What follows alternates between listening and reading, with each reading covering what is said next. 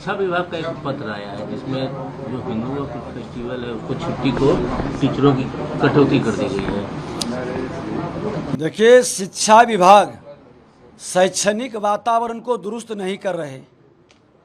शैक्षणिक वातावरण से लोगों को भटकाने के लिए इस तरह के माहौल खड़ा कर रहे हैं। आज आप छुट्टी रद्द कर रहे हैं तो सिर्फ शिक्षा विभाग के शिक्षकों का क्यों? सरकारी कर्मचारी का छुट्टी तय कौन करता है? एक पदाधिकारी। आज अगर जो रद्द हो सरकार की मंशा है तो सभी सचिवालय के कर्मचारियों का क्यों नहीं? बड़े पदाधिकारियों का क्यों नहीं? नियम सबके लिए समान होगा या अलग अलग होगा? दूसरी चीज है, शैक्षणिक वातावरण में आप सुधार की बजाय एक भय पैदा कर रहे हैं। विद्यालय में कमरे नहीं है बच्चों को बैठने के लिए, विद्यालय के अंदर शिक्षक नहीं है, विद्यालय के अंदर शौचालय और पेयजल की व्यवस्था नहीं है, बेंच डेस्क नहीं है, विद्यालय के अंदर लाइब्रेरी और आपके लेबोरेटरीज नहीं है। इस पर चिंता नहीं हो रही है। कुर्सी पर नहीं बैठेंगे तो ये न, अरे शिक्षक उपस्थित हो, शिक्षक गायब क्यों रहता था? आपके विभाग के भ्रष्ट पदाधिकारी उसके आधे महीने का वेतन लेकर के उसको कह देता था घर पर रहो, आने की जरूरत नहीं है।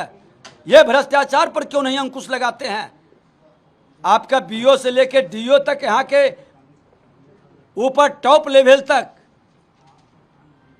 शैक्षणिक वातावरण भ्रष्टाचार का पूरी तरह से महामारी फैला हुआ है और उस पर अंकुश लगाने के बजाय, सुधार की बजाय आप इस तरह का एक वातावरण अराजकता का बना रहे हैं। मैं भी चाहता हूं कि शिक्षा विभाग सुधरे, लेकिन जिस पदाधिकारी का, अब के पाठक जी अच्छे पदाधिकारी, ईमानदार पदाधिकारी हो सकते हैं, लेकिन इन्हीं को हथियार क्यों बना रहा है?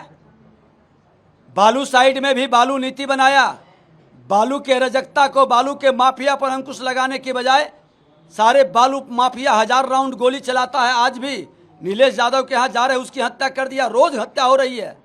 क्यों बालू नीति सफल नहीं हुआ? दारू नीति पर भी इसी तरह से असफल रह गया। ये पदाधिकारियों का उपयोग हस्तिनापुर के गुलाम बनाने का प्रयास ये सरकार कतई नहीं करे, अराजकता का वातावरण नहीं बनाए। शिक्षक को सामाजिक सम्मान है, सुधार हो, मैं सुधार के पक्ष में हूँ। एक सकारात्मक विपक्ष की भूमिका हमेशा रहती है सहयोग का, लेकिन शिक्षकों का अपमान, शिक्षकों को डराने का, शिक्षकों को भयभीत करने का, शिक्षकों के और शैक्षणिक वातावरण में अराजकता का मैं विरोध करता हूं। इस तरह की मानसिकता, और खास करके हिंदू धर्म के पर्व त्योहार पर क्यों, हिंदू धर्म के ही पर्व त्योहार का छुट्टी रद्द क्यों करते हैं? जिनको दामाद लोग बना लेते हैं, दामाद की भूमिका में रखना चाहते हैं, तुष्टीकरण की राजनीति खेलना चाहते हैं, ऐसे मानसिकता के साथ न्याय क्यों नहीं? बेटा हो या दामाद हो, सबके लिए कानून एक समान हो। और ये मानसिकता जब तक रखेंगे तुष्टीकरण का, बिहार को बंगाल मत बनाइए, मिनी पाकिस्तान मत बनाइए। कहीं पर निगाहें, कहीं पर निगाहें और कहीं पर इशारा है। ये खेल बंद होनी चाहिए बिहार में। शिक्षक का सम्मान हो, शैक्षणिक वातावरण सुधरे, पढ़ाई लिखाई ठीक से हो, बच्चों को फैसिलिटी सब व्यवस्था बने, आप वो करिए ना। कितने नए विद्यालय बने, जर्जर विद्यालय है, एक का भी आप काम नहीं कर रहे हैं। खाली वातावरण ये करेंगे वो करेंगे, माहौल खराब कर रहे हैं। अब विपक्ष हर विद्यालय के अंदर जाकर के लोगों को बताएगा कि ये जर्जर भवन में विद्यालय क्यों नहीं बना, जिम्मेवार क्यों है? 33 वर्ष से बड़े भाई और छोटे भाई, भ्रष्टाचार के आकंठ तक डूबे हुए लोग क्यों नहीं शिक्षा विभाग आज नए नए भवन बना रहे हैं? क्योंकि उसमें डायरेक्ट पूरा कमीशन और माल आएगा। लेकिन शिक्षा का भवन नहीं बनेगा, विद्या का मंदिर नहीं बनेगा, क्योंकि छोटे छोटे बनाने पड़ेंगे और पूरे गांव की निगाह रहती है, तो माल वहाँ कमीशन कम आएगा। अरे सच को उजागर करेंगे, इनका पोल खोलेंगे। शैक्षणिक वातावरण में बिहार को फिसंडी बनाने वाला श्रीमान लालू प्रसाद यादव चरवाहा विद्यालय का जो श्री गणेश किए, आज नीतीश कुमार उसी राह पर बढ़ चुके हैं।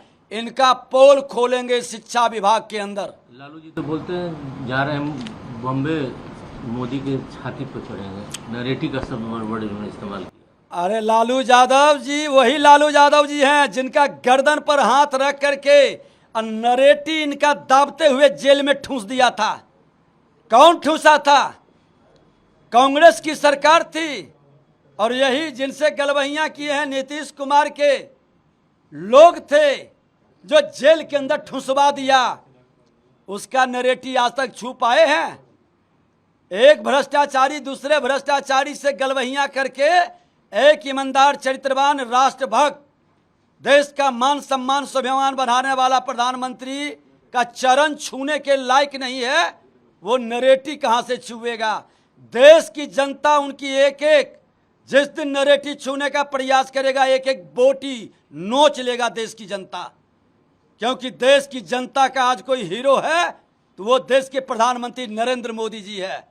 गैस के दाम जो कम हुए हैं, बोल रहे लोग कि जो इलेक्शन आ रहा है उसके चलते किया गया, उससे कुछ होने वाला है नहीं। देखिए, देश के माँ भारती शक्ति का स्वरूप हमारी माता बहनें और बेटी रक्षाबंधन के पूर्व संध्या पर उन्होंने उपहार और गिफ्ट दिया है कि गैस का दाम वैश्विक स्तर पर जो विश्व के वातावरण है, जो युद्ध और कई कारण हैं जिसके कारण तेल और गैस बढ़ता है, उसके बावजूद देश के विकास से बिना समझौता किए रेट में कमी करके उपहार दिया है।